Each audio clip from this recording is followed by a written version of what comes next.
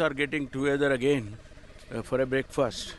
All we want is a peaceful settlement, whatever has happened over the month or so. As suggested by the High Command, they're meeting for the second time. I think all the issues are settled. Pizza on breakfast in CM, sir. What is the necessary on DCM in Congress? No, it's just reciprocal. That's all. Nothing else.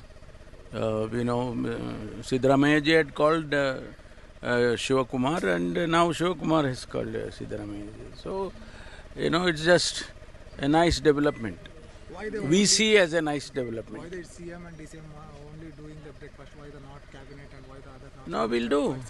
We normally have the CLP meeting, and CLP meeting we normally have dinners after the meeting, and that's about it.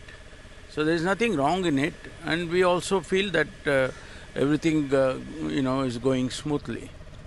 On the CM post across the Karnataka, so many voices are coming out. How to be you CM as they are looking for? No, it is different. Peoples have different aspirations, and I don't think it is wrong. And naturally, they look at their own leaders. They consider somebody as their leaders. So naturally, their aspirations they express when the time comes.